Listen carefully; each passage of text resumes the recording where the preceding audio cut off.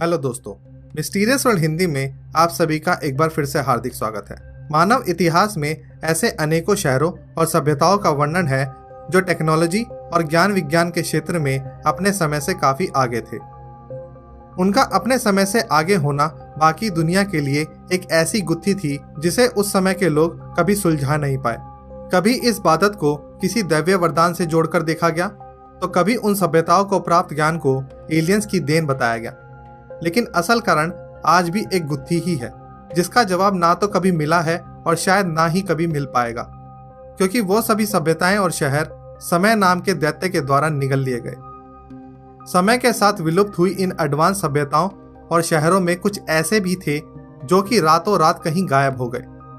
आज के हमारे इस एपिसोड में हम आपको ऐसी ही कुछ जगहों के बारे में बताएंगे जो कि एक समय में बेहद आधुनिक और उन्नत थे, लेकिन फिर अचानक ही गायब हो गए। कुछ लोग इन जगहों को मिथक मानते हैं, तो वहीं दूसरी ओर कुछ लोग आज भी इन खोई हुई सभ्यताओं की खोज में हैं, क्योंकि उनका मानना है कि वो जगहें आज भी पृथ्वी पर मौजूद हैं और उनकी खोज मानव इतिहास की सबसे बड़ी उपलब्धि साबित हो सकती है। The lost city of Atlantis. The Atlantis island, जिसे कुछ लोग एक वास्तविक शहर मानते हैं तो कुछ लोग महज एक काल्पनिक शहर मानते हैं। इस जगह का पहला वर्णन 360 BCE में ग्रीक फिलोसोफर प्लाटो द्वारा दिया गया था, जिन्होंने अपनी दो रचनाओं टाइमियस और क्रिटियास में एटलांटिस के बारे में बताया कि लगभग 11,000 साल पहले ये शहर अटलांटिक महासागर के किसी द्वीप पर बसा हुआ था। ये शहर अपने समय से बेहद एडवांस था।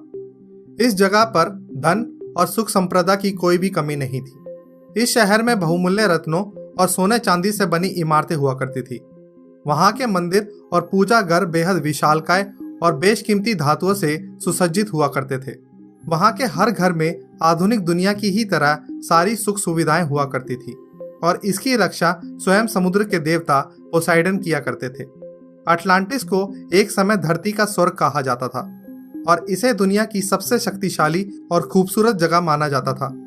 लेकिन जैसे जैसे अटलांटिस की उन्नति हुई, वैसे वैसे वहां रहने वाले लोगों की लालच और महत्वाकांक्षाएं बढ़ने लगी, जिसके परिणाम स्वरूप अटलांटिस अपने आदर्शों को खो बैठा, जिससे रुष्ट होकर समुद्र के देवता पोसाइडन ने एक ही रात में इस जगह को समुद्र से विलीन कर दिया।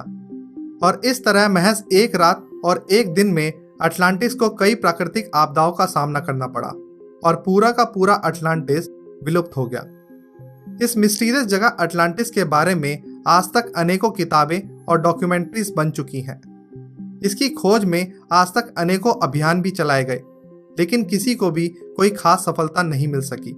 लेकिन सन 2015 में खोजकर्ताओं को अटलांटिक महासागर के समुद्र के भीतर अज्ञात धातु की शैलाएं मिली। प्लाटो ने अटलांटिस का वर्णन करते हुए बताया था कि अटलांटिस के लोग संपत्ति, आयरन, गोल्ड, सिल्वर और कॉपर जैसे धातुओं और उनके एलॉयज के रूप में संचालित की जाती थी। खोजकर्ताओं को जो शिलाएं मिली थी वो भी कॉपर और सिल्वर की एलॉय से ही बनी हुई थी। इस खोज ने वैज्ञानिकों को अटलांटिस के अस्तित्व पर फिर से सोचने पर मजबूर किया और तब से आज तक इस रहस्यमय जगह और उसके अवशेषों की खोज की जा रही है। एल्डोराडो। एल्डोराडो का शब्द का अर्थ होता है सोने से बना एक आदमी। 15 से 16वीं शताब्दी में सुदूर देशों में एक खबर तेजी से फैलने लगी कि साउथ अमेरिका के किसी आंतरिक भाग में एक ऐसा शहर है जो कि सोने से बना हुआ है। वहां की इमारतें, मंदिर, महल सब सोने के हैं और वहां के लोगों के पास प्रचुर मात्रा में सोना मौजूद है और इस शहर का नाम है एल्डोराडो। उन दिनों कई खोजी जत्थे खजानों की खोज में दुनिया के अलग अलग भागों में रेकी किया करते थे।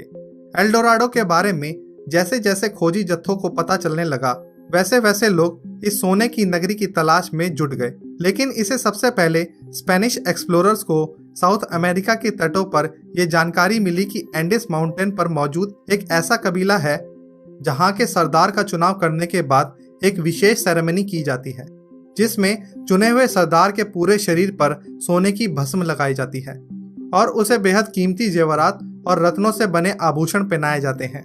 फिर कबीले के सभी लोग अपने अपने सोने के आभूषणों को एक गठर में बांधकर उस सोने के गठर को वहां मौजूद ग्वाटाविटा लेक के बीचों बीच ले जाते हैं और फिर मंत्र उच्चारणों के बाद ये सेरेमनी खत्म हो जाती है। तभी से स्पेनिश खोजकर्ता इस जगह को एल डोराडो के नाम से पुकारने लगे और इस जगह की खोज में पूरी जी जान लगा दी। लेकिन उनमें से किसी को भी इस लॉस्ट सिटी का कोई सुराग नहीं मिला। लोगों को लगने लगा कि एल डोराडो महज एक काल्पनिक जगह है और लेक के किनारे होने वाली उस सेरेमनी की बात भी महज एक अफवाह है।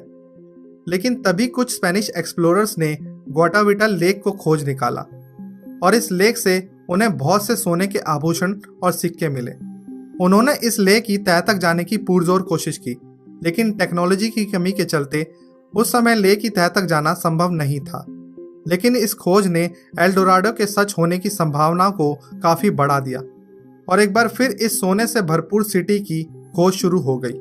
लेकिन एल डोराडो की खोज में आज तक किसी को भी कोई सफलता नहीं मिल पाई है। लेकिन समय समय पर ऐसे लोग सामने आते रहे हैं जिन्होंने एल डोराडो से जुड़ी चीजों की खोज करने का दावा भी किया है। बहुत से लोगों का मानना है कि एल डोराडो आज भी नॉर्दर्न साउथ अमेरिका के सीक्रेट लोकेशन पर मौजूद है। आज के एपिसोड में बस इतना ही। अगर आपको हमारा आज का ये एपिसोड पसंद आया हो तो इस वीडियो को लाइक और शेयर जरूर करें। यदि आपके पास हमारे लिए कोई सुझाव हो तो आप उन्हें कमेंट बॉक्स में और इंस्टाग्राम पर हमारे साथ साझा कर सकते हैं। बहुत जल्द मिलेंगे एक नई मिस्ट्री, एक नए रहस्य के साथ। तब तक के लिए अलविदा।